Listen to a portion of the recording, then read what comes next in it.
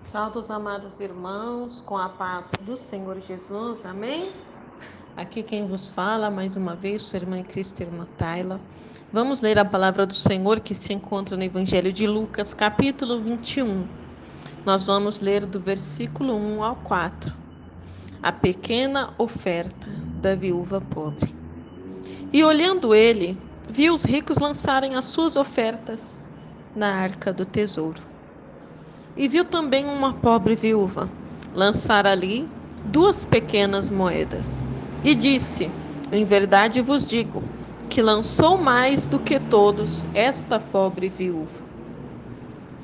Porque todos aqueles deitaram para as ofertas de Deus do que lhes sobeja, mas esta, da sua pobreza, deitou todo o sustento que tinha. Glória a Jesus. Grande Deus e eterno Pai. Amados, nesta palavra que o Senhor nos deu, neste dia de hoje, glória a Jesus, nesta segunda-feira, dia 8 de março, dia da mulher, glória a Deus, o Senhor nos inspirou a analisar a vida de uma mulher viúva e pobre. Veja, amados, o contexto aonde Jesus nos ensinou este ensinamento, né? Jesus deu uma observação muito preciosa para nós.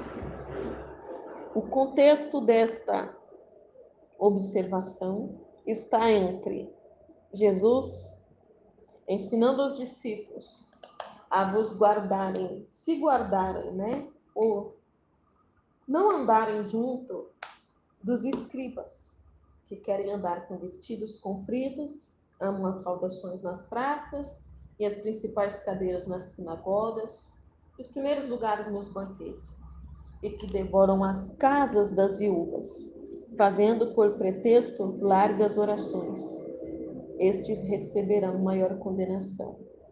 E após a observância da oferta da viúva e da oferta dos ricos, ele começa a observar que muitos estavam falando para Jesus: olha, Jesus, você está vendo esse templo, quão maravilhoso é, como é bem ornamentado.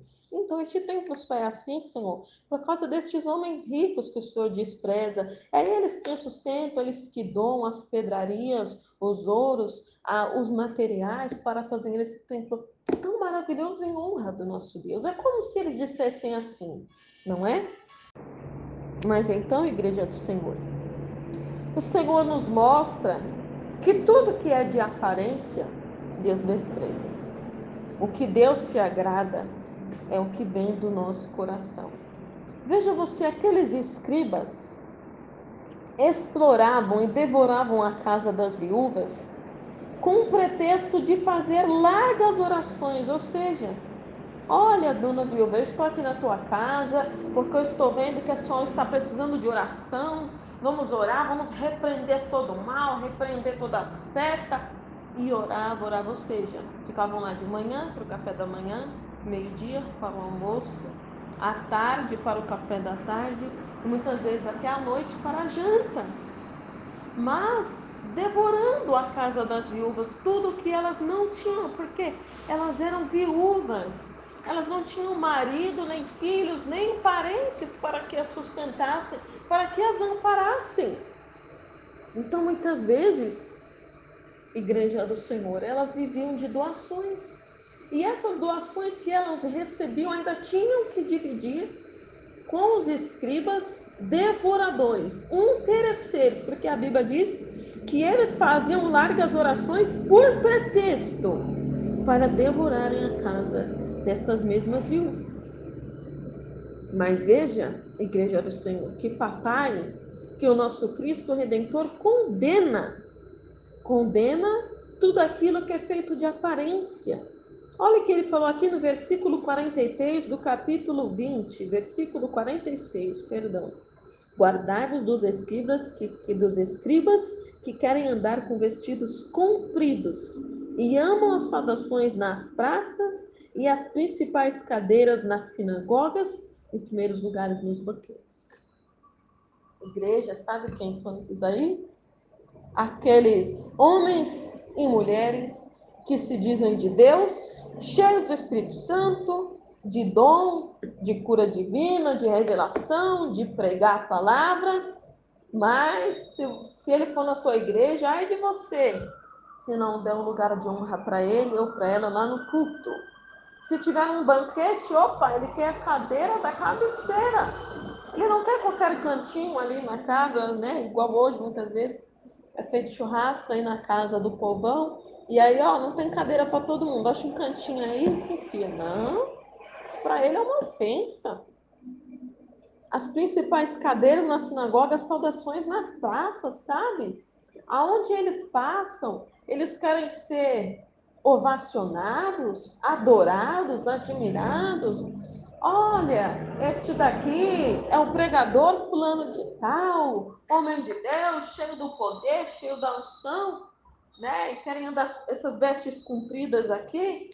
Igreja simboliza aqueles ternos caros, aqueles vestidos caros que a pessoa, se eu não tiver um vestido desse, se não tiver um terno desse, eu nem quero servir a Deus. Se Deus me chamou para fazer a obra dele, ele tem que me sustentar, e não com pouco, mas com muito. Ei, peraí, buscar primeiro o reino de Deus e a sua justiça, e as demais coisas serão acrescentadas. Sim, papai é o nosso melhor patrão que nós poderíamos ter.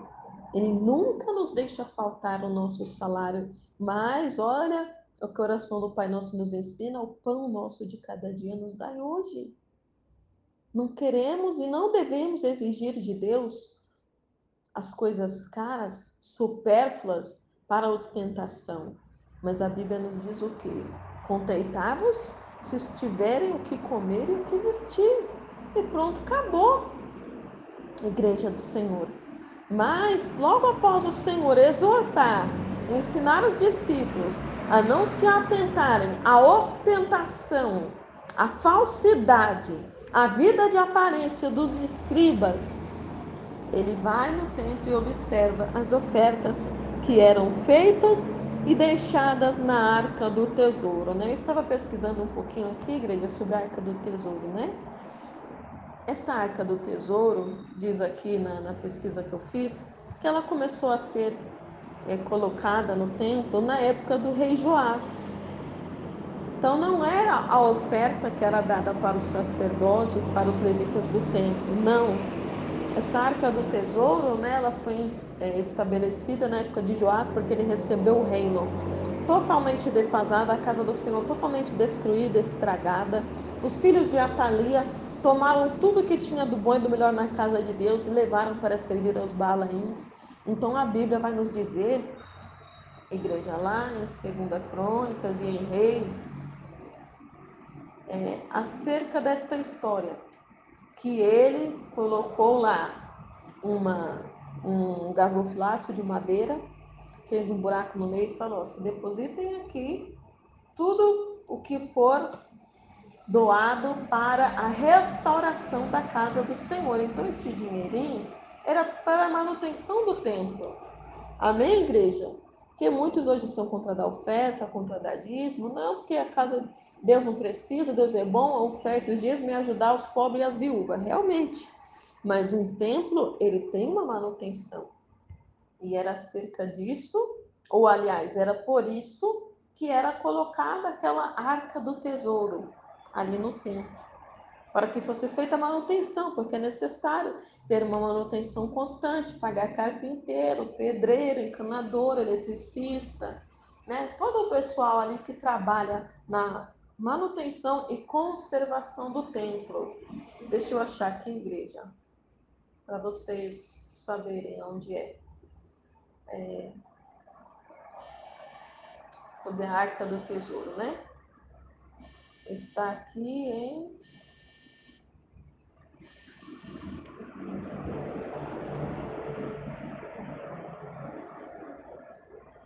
Segunda Reis 12, mais ou menos por ali, tá bom, igreja?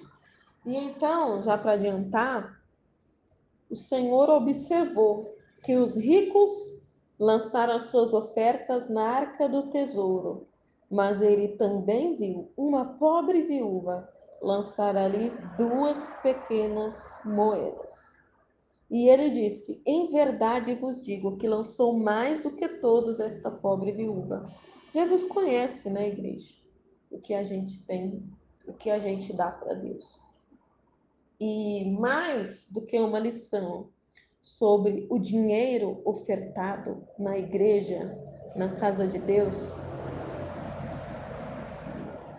é uma observação acerca do que nós damos para Deus. O que você tem dado para Deus? Você tem dado para Deus apenas daquilo que te sobra? Apenas aquilo que não te faz falta? Aquilo que está ali atrapalhando o teu caminho? Ah, esse sapato, não aguento mais olhar para a cara dele, eu vou doar lá para o bazar da igreja. Ah, esse dinheiro aqui, eu não aguento andar com moeda, faz tanto barulho, ocupa tanto espaço. Vou doar lá para a igreja na hora que passar a salva. Mas, igreja do Senhor, diz aqui, o Senhor disse que aqueles deitaram para as ofertas de Deus, de Deus, não do homem, do que lhe sobeja. Mas esta, da sua pobreza, deitou todo o sustento que tinha. Igreja, será que o certo é então eu pegar e tirar todo o meu salário e dar para a igreja? Não é isso que este ensinamento de Jesus quer dizer, viu? Muitos podem dizer que é uma parábola. Não é uma parábola. Isso é real. Jesus viu e os discípulos testemunharam que Jesus viu ali no templo.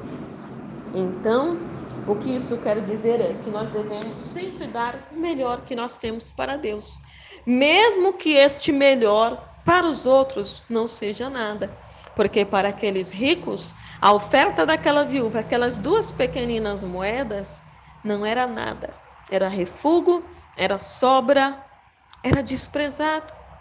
Mas para Jesus, que conhecia aquela mulher e sabia que ela não tinha posses, que ela não tinha nada de melhor para dar, mas apenas aquelas 2 moedinhas. Aleluia, glória a Deus. O Senhor sabia que a oferta daquela viúva foi mais bem recebida por Deus do que a oferta daqueles ricos opressores, daqueles ricos esbanjadores, daqueles ricos que gostavam de ostentar, que como escribas queriam os melhores lugares, os melhores banquetes, e fala, isso daí para mim não é nada, o irmão deu quanto lá na salva? 50 reais?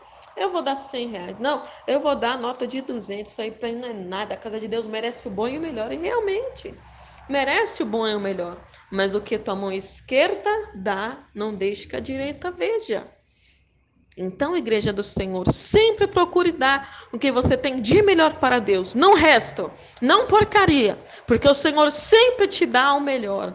E eu não posso deixar de falar aqui, igreja do Senhor, o testemunho da minha irmã em Cristo, irmã Ana Paula, que ela me contou, certa vez, estava ela na igreja, e um irmão que deitava na salva sempre notas rasgadas, sujas, amarfanhadas. Deus usou um servo dele na sua misericórdia para corrigir aquele irmão. E o Senhor disse assim para ele: olha, por que você coloca na oferta da minha casa as piores notas? As notas mais rasgadas, amassadas e sujas. Quando eu te dou, meu servo, eu não te dou o rasgado, nem o sujo, nem o amassado. Eu te dou o melhor. Então, por que você não oferece o que há de melhor para a minha casa? Foi assim, igreja, que Deus exortou aquele irmão. Com sabedoria, com zelo, né? Sem envergonhar, porque muitos falam, envergonhou o irmão. Não envergonhou não, amados. Vergonha seria ele continuar daquela maneira e pagar um alto preço por aquilo. Mas o Senhor exorta e corrige e castiga todos aqueles a quem ele ama. E você, quando é feita a oferta do amor, a oferta das primícias na tua igreja, você dá aquele pacote de feijão que já está vencido, que está cheio de bichinho lá no teu armário? Ou quando você vai fazer a sua compra do mês, Você compra do mesmo feijão que você serve na tua mesa, o feijão que você vai doar para a casa de Deus, para onde será dado, quem sabe, também para uma viúva pobre ou para uma família necessitada. Então, a igreja do Senhor, pense assim: aquele que mesmo se exalta será humilhado, como aqueles ricos se exaltavam, colocando grandes somas, grandes ofertas ali na arca do tesouro, no templo do Senhor. Mas aquela viuvinha se humilhou, dando todo o sustento que tinha, ainda que tão pouquinho, porque ela sabia que Papai do céu a havia de sustentar. Amém? Fiquem todos na paz do Senhor Jesus, né? Você, amado e amada do Senhor, que ainda não aceitou a Jesus como único e suficiente Salvador da sua vida, saiba que Jesus observa tudo.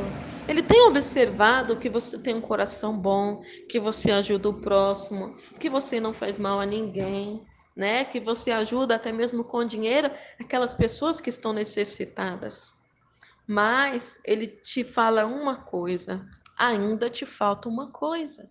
E esta coisa é aceitar ao Senhor Jesus como único e suficiente Salvador da sua vida. Você pode dizer, irmã, eu já tenho Jesus. Não, amado. A Bíblia diz lá em Romanos que nós temos que confessar a Jesus com os nossos lábios. Vamos ler aqui que agora eu já decorei. Se com a tua boca confessares ao Senhor Jesus e em teu coração creres que Deus o ressuscitou dos mortos, serás salvo. Por que, igreja? Tem que confessar com a boca. Glória a Deus, porque visto que com o coração se crê para a justiça e com a boca se faz confissão para a salvação. Então você tem Jesus no coração, mas você ainda não confessou com a sua boca? Então confesse para que você seja salvo. Eu li Romanos 10, 9 e o 10, amém? Então ore assim comigo. Senhor Jesus, nesta hora eu ouvi a tua palavra e decidi te aceitar como único e suficiente Salvador da minha vida. Senhor, perdoa os meus pecados, escreve o meu nome no livro da vida, para que eu tenha direito à vida eterna, Senhor. E que eu venha te servir não só de lábios, mas com o meu coração. E que eu não venha, Senhor, apenas te guardar no meu coração, mas que eu também venha te confessar com os lábios, Senhor. Porque eu não posso me envergonhar de ti. Porque se eu me envergonhar de ti, o Senhor se envergonhará de mim diante do Pai. Amém. E graças a Deus. Agora sim, amados, fiquem todos com a paz do Senhor Jesus. Um grande abraço da sua irmã em Cristo, irmã Tayla.